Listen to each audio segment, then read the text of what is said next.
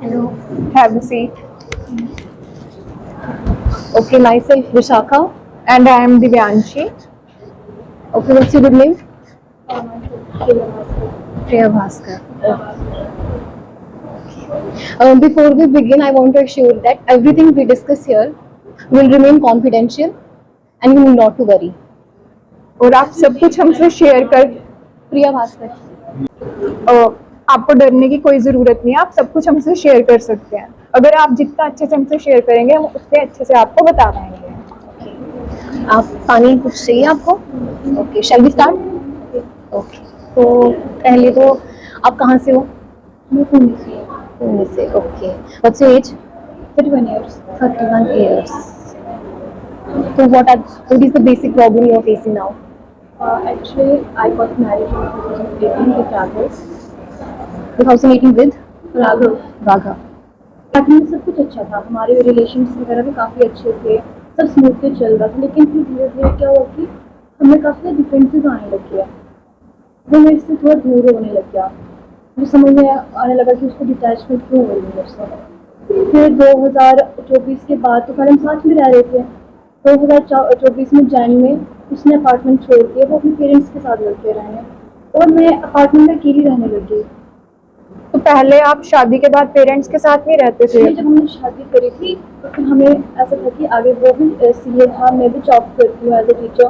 तो हमने सोचा कि हम अगर सिटी में जाते हैं, पेरेंट्स वहाँ पे रहते थे तो हम साथ में रहते थे पहले वहाँ पर, फिर हम सिटी में शिफ्ट हो गए। आपकी शादी कब हुई? 2018 में शादी हुई। Exact date? Exact date June. June, 2 June. Okay, आपकी लव मैरिज थी कि अरेंज मैरिज थी? अरेंज मैरिज थी। अरेंज मैरिज थी। ओके, और आपका कोई बच्चा है? एक्चुअली मैम थोड़ा आपको बताना चाहती हूँ, 2022 में आई सफर फ्रॉम मिसकैरेज। उसके बाद ही हमारे बीच में थोड़ी दूरियाँ थी, वो ज़्यादा शुरू हो गई थी। तो आपके इन लॉज ने कुछ बोला आपके हस्बैंड को या आपको कभी भी? नहीं, मेरे जो इन लॉज हैं स्टार्टिंग में वो भी जैसे मेरे हस्बैंड था अच्छे थे, और जब वो मिसकैरेज में मैंने सपोर्ट किया उसके बाद वो भी अपनी बेटी के फेवर में आ गए। जहाँ पे मैं उनको थोड़ा बताऊंगी तो अपनी बेटी को फेवर करते हैं, ना मेरे से बात करेंगे ना उनसे। उनकी फैमिली में ऐसा मालूम मेरी कोई सेल्फ रिस्पेक्ट ही नहीं है, मुझे उनकी फैमिली में बहुत छोटा सा फील होता है। आपको ऐसा फील करने की बिल्कुल ज़रूरत नहीं है। अब आप मुझे बताओ कि अभी आप कहाँ रहते हो? मैं अभी वही अपार्टमेंट में अकेली रहती हूँ। अभी आप अकेले? आपने अपने पेरेंट्स से बात की? एक्चुअली मैंने अपनी मम्मा से बात करी थी, उन्होंने मेरे को बोला तुम तो लड़की हो, एडजस्ट करना पड़ता है, तुम्हें सीखना पड़ेगा एडजस्टमेंट करना। अगर तुम हमें वहाँ पे छोड़ के आ जाओगी, डाइवोर्स लेके आ जाओगी, तुम्हें कौन संभालेगा? सोसाइटी क्या बोलेंगी, हमारे रिश्तेदार क्या बोलेंगे? तो वो यही बोलते हैं कि एडजस्टमेंट कर ले उनके साथ। फाइनेंशियल स्टेटस क्या है आपका? एक्चुअली स्टार्टिंग में तो जो मेरे फाइनेंशियल ठीक ही है, बस उनका जो कंट्रोल था मेरी सैलरी को वो ज़्यादा रहता था। तो अभी आप जॉब कर रहे हो ना? हाँ, कंटिन्यू है ना? हाँ, जॉब कंटिन्यू है। किस चीज़ में कर रहे हो आप? मैं टीचर हूँ। और आपकी सैलरी आप बता सकते हैं? 50,000 प्लस। एंड आपको क्या मतलब आप अभी क्या एक्सपेक्ट करते हो? एक्चुअली बहुत ज़्यादा कंफ्यूज हूँ। मैं डाइवोर्स लेना नहीं चाहती क्योंकि उन्होंने कभी मेरे को मारा नहीं, कभी ऐसी कोई हरकत की नहीं, ना उन्होंने मुझे कभी डॉवरी के लिए बोला। लेकिन फिर मैं सोचती हूँ जब मुझे ज़रूरत थी, जब मैंने मिसकैरेज से सपोर्ट किया तो मैं अकेली थी, वो मेरे साथ हॉस्पिटल में भी नहीं गए। तो मैं चाहती थी कि वहाँ पे मेरे साथ होने चाहिए, जो मुझे इमोशनल सपोर्ट चाहिए मुझे वो नहीं है मेरे पास। अगर मैं फ़ोन भी करूँगी तो वो कभी ढंग से बात नहीं करेंगे। तो मेरी ना क्या बोलते हैं जो इमेज है वो कहीं ना कहीं ब्लर होती जा रही है, तो मैं खुद से नजर नहीं मिला पा रही हूँ। तो आपको लग रहा है कि आप पे मतलब मेंटली क्रुएल्टी हो रही है? क्योंकि फिजिकल तो उन्होंने कुछ किया नहीं है। मुझे नहीं पता, मैं बहुत ज़्यादा परेशान हूँ, मुझे कुछ समझ नहीं आता मैं क्या कब से करूँ। स्टार्ट हुआ है? ये वो तो गया था पहले से शुरू में, 2022 के बाद ज़्यादा हुआ है। अच्छा, 2020 के बाद ये एक्सट्रीम हो गया? हाँ, मिसकैरेज के बाद ही। हाँ। आपने कॉल आउट किया कभी अपने हस्बैंड को इस चीज़ हाँ, को? मैं कॉल करूँगी वो तो उठाएंगे नहीं, उठाएंगे 3 दिन बाद उठाएंगे, बोलेंगे क्या तुम्हें कॉल कर रही हो, तुम्हें पता नहीं है लगता है मैं बिजी हूँ, वो ऐसे ही बोलेंगे। तो आप इसके बाद जब आपके हस्बैंड आपको छोड़ के चले गए थे तो आप इन लॉज के घर गए थे? एक बार मैंने उनसे कॉल पे बात करी थी, उन्होंने बोला कि जैसा हमारा बेटा करेगा हम उसको सपोर्ट करेंगे। तो मतलब इन लॉज भी उनकी साइड है? हाँ। आपने अपने हस्बैंड को पूछा कि वो क्यों जा रहे हैं, क्यों आपसे अलग होके हो रहे वो हैं? बताते ही नहीं है। आपने कभी उनको पॉइंट आउट नहीं किया कि आप ये सब आपका बिहेवियर क्यों चेंज हो रहा है मेरे लिए? मुझे लगता है जब इससे मैंने मिसकैरेज से सफर किया उसके बाद उनकी फैमिली का जो मेरे लिए ना वो सब कुछ चेंज हो गया है। बट रीजन तो उन्होंने बताया नहीं ना नहीं। आपको। आपको कितना टाइम हो गया अकेले रहते हुए? अभी 1 साल होने वाला है। तो फिर मैंने सोचा मैं आपके पास हूँ, मुझे कुछ समझ नहीं आ रहा मैं डाइवोर्स लूँ नहीं लूँ। आप मुझे कुछ और बताओ, कुछ और रास्ता हो जिससे वापस सब ठीक हो सके, मुझे कुछ समझ ही नहीं आपको आ रहा है। लगता है ठीक हो पाएगा? क्योंकि 1 ईयर हो गया आप अकेले रह रहे हो। अगर मैं डाइवोर्स ले लेती हूँ मेरे पेरेंट्स मेरे को एक्सेप्ट नहीं करेंगे, मेरे रिलेटिव्स क्या बोलेंगे। बट आप फाइनेंशियल इंडिपेंडेंट हो, आप खुद एक अच्छी लाइफ अपनी आगे चल सकती है, आपकी एक अच्छी लाइफ। अकेले मुश्किल होता है। 1 ईयर से भी तो आप अकेले रह रहे हो। ये मैं चाहती हूँ, बहुत मुश्किल होता है। मैं चाहती हूँ कि कोई हो जो मेरे को सपोर्ट करे। मैं वही चाहती हूँ कि सब वापस ठीक हो, जब मैं डाइवोर्स लूँ मुझे कुछ समझ नहीं आ रहा है। आपने ट्राई किया कि दोनों फैमिलीज बैठ के इस चीज को सॉल्व करें? वो बाद मेरे घर वाले तो मुझे यही बोलते जो मैं एडजस्ट कर लूँ। आपके इन लॉज ने भी कभी आपके हस्बैंड को समझाने की कोशिश नहीं की? वो उसी की साइड रहते बोलते जैसे हमारा बेटा करेगा हम वैसे ही करेंगे। बट रीजन तो उन्होंने अभी तक आपको बताया ही नहीं। चार्टर्ड अकाउंटेंट है तो उसकी फैमिली में काफी बनती है, सबसे ऐसा हैसियत मान लो तो फिर उसके अंदर ही आते हैं सारे। ओके, तो आपके हस्बैंड सीए हैं, उनकी जॉब कहाँ है? उनकी जॉब पुणे में ही। पुणे में। अभी वो कहाँ रहते हैं, अपने पेरेंट्स के साथ कि अब अकेले? पेरेंट्स को मेरे सिटी में बुला के एक अपार्टमेंट ले लिया तो वहाँ पे रहते हैं। ओके, तो आपको ऐसा नहीं लगता कहीं कि मे बी आपके हस्बैंड का कोई एक्स्ट्रा मैरिटल अफेयर हो? मुझे कभी ऐसा शक हुआ नहीं है क्योंकि उन्होंने मुझे जब स्टार्टिंग में तो काफी अच्छे से ट्रीट किया। एक्स्ट्रा मैरिट कभी इन लॉज ने तो फोर्स नहीं किया कि इसको निकाल दो अब तो मे मुझे बी? ऐसा लगता है उनको यही बात का है कि मेरा मिसकैरेज हुआ है क्योंकि अभी बच्चे वगैरह तो हो नहीं रहे, शायद उसकी वजह से उसको प्रेशर बना रहे, मुझे कुछ समझ बट उन्होंने आपका तो कोई फॉल्ट नहीं है ना? मुझे कुछ पता नहीं चला, बहुत ज़्यादा परेशान हूँ। कभी उन्होंने आपको फोर्स किया? बेबी के लिए हाँ। सामने तो नहीं, पर मैं पीठ पीछे कुछ नहीं बोल सकती। सामने तो वो ठीक ही थे। आपके पेरेंट्स को कभी फोन करके आपके अगेंस्ट कुछ बोला उन्होंने? नहीं, वो बात ही नहीं करते इतने अच्छे से। मतलब आपके पेरेंट्स भी आपके सपोर्ट में नहीं है, इन लॉज भी? अपार्टमेंट आपके अपार्टमेंट से कितनी दूर है? मेरा जो इन-लॉज का हाँ, घर हाँ। वो पीछे पड़ता था दूर है। तो उन्होंने कभी आपको ये नहीं बोला या आप उनके घर में जाने की कोशिश नहीं की?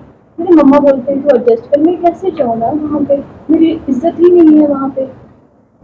आपको इवन मतलब तो कि मैं अर्न कर रही हूँ, मेरी टीचर की जॉब है, सब कुछ होने के बाद भी मेरी इज्जत नहीं है।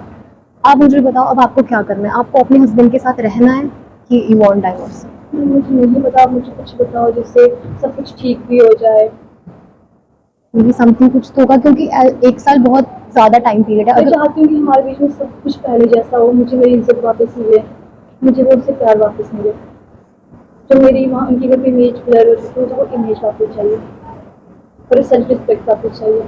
इस 1 साल के पीरियड में आपके हस्बैंड ने कभी ट्राई किया आपके साथ कांटेक्ट करने का? मैं ही करती हूँ। उनकी तरफ से कभी आपको कोई कॉल, कोई मैसेज? नहीं, मुझे वो जब से वो हॉस्पिटल में भी नहीं थे अवेलेबल उसके बाद मुझे कोई कॉल नहीं किया, कोई कुछ नहीं किया। फाइनेंशियल आपके कुछ हस्बैंड आपका फाइनेंशियल एक्सपेंसेस उठाते हैं? मैं वो सब कुछ करती हूँ।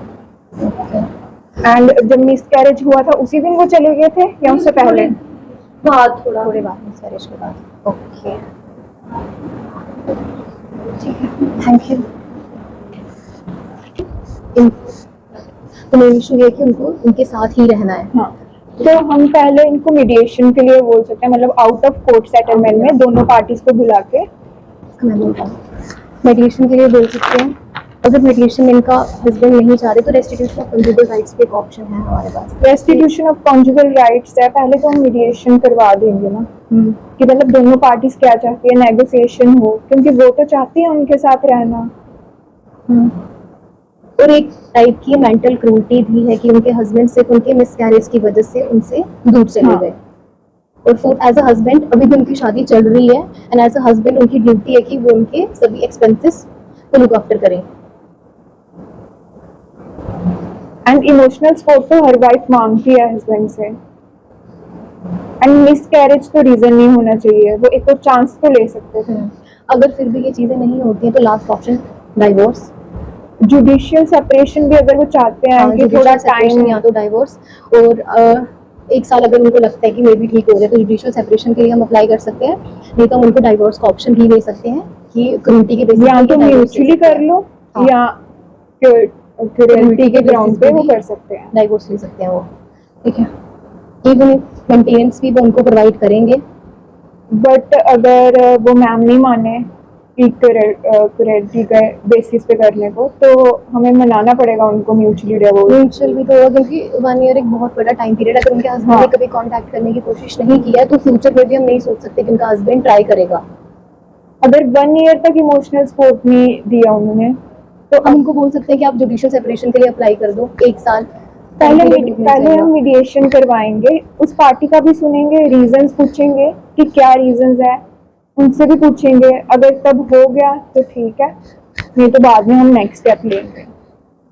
मेडिएशन इसका मेन पॉइंट रहेगा। अगर मेडिएशन नहीं होता तो we can apply for the restitution of conjugal rights, क्योंकि वो विदाउट एनी रीजन गए हैं, उन्होंने आज तक रीजन नहीं बताया। हाँ, तो ये रीजन को दे सकते हैं। तो अगर इसके बाद भी अगर सब नहीं सेटल होता तो वी कैन सजेस्ट कर कि she should go for divorce.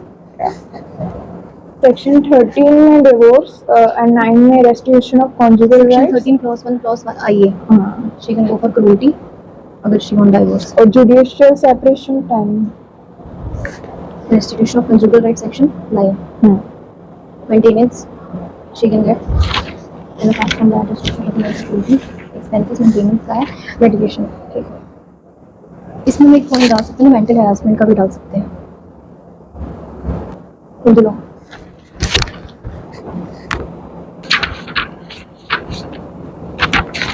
पहले हम हस्बैंड को एक लीगल नोटिस भिजवाएंगे, मीडिएशन के लिए आउट ऑफ कोर्ट सेटलमेंट की बात करेंगे।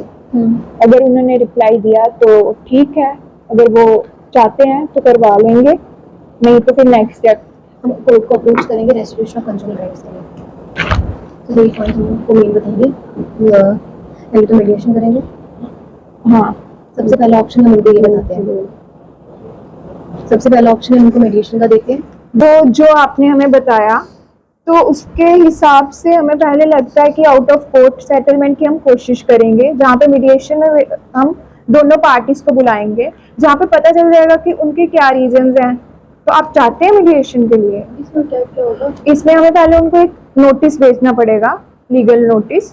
तो अगर वो एक्सेप्ट करते हैं, आते हैं, मानते हैं तो ठीक है, नहीं तो फिर हमें कोर्ट को अप्रोच करना पड़ेगा। इसमें दोनों पार्टीज बैठ के कोई लड़ाई नहीं होगी या कोई कोर्ट का वो नहीं होगा, नॉर्मली बात होगी, एमिकेबल, मतलब पीसफुल सेटलमेंट होगी इसमें। इसके अलावा आपके पास है रेस्टिट्यूशन ऑफ कॉन्जुगल राइट्स, जहाँ पे आपका हस्बैंड विदाउट एनी रीजन गया है ना, तो उसको कोर्ट ऑर्डर करेगा कि आप उसके साथ फिर से रहो। कॉन्जुगल राइट्स मतलब कि आप कोहैबिटेशन, मतलब उनके घर में वापस से रहो। अगर 1 साल तक वो कोर्ट के ऑर्डर नहीं मानते हैं तो फिर आप अगर जुडिशियल सेपरेशन में क्या होगा, आपकी शादी वैसे ही रहेगी, लेकिन बस आप दोनों सेपरेटली रहोगे। लीगल स्टेटस आपका मैरिड ही रखेगा बट आप दोनों अलग रहोगे। बट आपको उस टाइम पीरियड में आप मतलब वो टाइम पीरियड आपको सोचने को मिल जाएगा कि आपको आगे स्टेप क्या लेना है। और उसके बाद अगर ये भी नहीं होता तो फिर लास्ट ऑप्शन डिवोर्स है, या तो आप म्यूचुअली ले सकते हो अगर आपका हस्बैंड एग्री कर गया तो, या तो फिर आप एक काम कर सकते हो कि एक सॉर्ट ऑफ मेंटल क्रूरटी भी है कि बिना रीजन के, सिर्फ उनका एक रीजन था कि आपका मिसकैरेज हो गया और वो आपको छोड़ के चले गए, तो इस बेसिस पे भी हम एक मेंटल क्रूरटी पे डाइवोर्स के लिए पिटीशन फाइल कर सकते हैं। अगर मैंने डाइवोर्स के लिए बोलती तो मैं कुछ एलिमनी मेंटेनेंस जी आपको चाहिए मेंटेनेंस। हाँ, आप मेंटेनेंस भी आपको उसके लिए मिलेगी पर मंथ। आपको जो भी आपके हस्बैंड की एक सैलरी है उसके हिसाब से जितना भी दोनों के लिए एक बैलेंस हो सकता है उस हिसाब से आपको वहाँ पे मेंटेनेंस भी मिलेगी। वो हमको अलग से फाइल करना पड़ेगा उसको। पहले तो हम तो आपको सबसे पहली रेमेडी तो यही बताते हैं कि आप मीडिएशन के लिए जाएं। आप अगर जुडिशियल सेपरेशन जैसा आप बता रहे हो उसको मुझे एक्सप्लेन करोगे मोर ज़्यादा, मुझे तो समझ नहीं आ रहा। जुडिशियल सेपरेशन में बस ये होगा कि आपको वो बोलेंगे, मतलब कोर्ट का ऑर्डर होगा कि आप सेपरेटली रहो। वो बस ये देखने की, मतलब आपको वो टाइम पीरियड होगा कि ये सोचने के लिए कि आपकी मैरिज आगे चल सकती है या नहीं, ठीक है। उसमें आप मतलब उसमें आपके जो रिलेशंस हैं, मतलब मैरिड रिलेशन है, वो खत्म नहीं होंगे। आप स्टिल मैरिड रहोगे उनके साथ, बट ये होगा कि आप दोनों थोड़ा अलग अलग रहोगे और अगर आप चाहते हो कि कंटिन्यू करना है इस रिश्ते को तो आप कर सकते हो, अदरवाइज आप डाइवोर्स के लिए फाइल कर सकते हो 1 साल बाद। आप तो मेरी सारी कंडीशन जानते ही हो। हाँ जी। तो आपके हिसाब से क्या लगता है मेरे कौन से रिलेशनशिप चलेगी? अगर आप पे पहले तो हम मीडिएशन ही चाहते हैं कि मीडिएशन करें, क्योंकि दूसरी पार्टी का भी तो हमें सुनना है कि उसमें वो क्या बोल रहा है, मतलब उसके क्या रीजन हैं। अगर मीडिएशन नहीं हेल्प करती, अगर वो आपको रिस्पेक्ट नहीं देते, तो हम तो यही बोलते हैं कि आपको डाइवोर्स के लिए पिटीशन फाइल करेंगे आपके लिए। क्योंकि आपको ऑलरेडी 1 ईयर हो गया है, अगर उन्होंने कांटेक्ट करना होता तो वो कर लेते हैं। ऐसे आपको मायूस होने की जरूरत नहीं है, अभी बहुत लाइफ पड़ी है, आप इंडिपेंडेंट हो। आप अपना एक वेल एस्टेब्लिश्ड भी हो, सब कुछ हो, तो आपको अपनी लाइफ यहाँ पे लिमिटेड करने की जरूरत नहीं है कि आपका हस्बैंड आपके साथ ऐसे बिहेव कर रहा है। आपकी बहुत लाइफ है अभी, आप आगे अच्छे से अपनी लाइफ जी सकते हो। डाइवोर्स के लिए फाइल करती पर मेरे पेरेंट्स किसी की टेंशन सोसाइटी की आप Society- टेंशन मत करो। लाइफ आपकी है, आपको इतना देखना है, आप कैसे वो सह रहे हो। सोसाइटी में एक जब कोई टॉपिक होगा वो उस पर डिस्कस करेंगे, फिर वो नेक्स्ट पे शिफ्ट हो जाएंगे। आपको सोसाइटी के बारे में सोचने की जरूरत नहीं है। आप अपना सोचो कि आपको क्या लगता है कि आपको किसके लिए जाना चाहिए। अगर आपको लगता है कि आपको डाइवोर्स लेना चाहिए then you should go for that. हमारे पास बहुत केसेस आए हैं जिसमें पति मारता भी था, उसमें भी हमने करा है। अगर सोसाइटी का सोचते रहे तो फिर हम अपने लिए कब सोचेंगे। तो फिर तो हर एक लड़की यही सोचेगी कि सोसाइटी क्या सोचेगी। वो तो ये सब चीजें बर्दाश्त करती रहेगी ना, कि पेरेंट्स के प्रेशर से, सोसाइटी के प्रेशर से। आपको अपने लिए स्टैंड लेना पड़ेगा। अगर आप ऐसी शादी में रहे, आपको आगे जाके डिप्रेशन हो गया या कोई प्रॉब्लम हो गई, फिर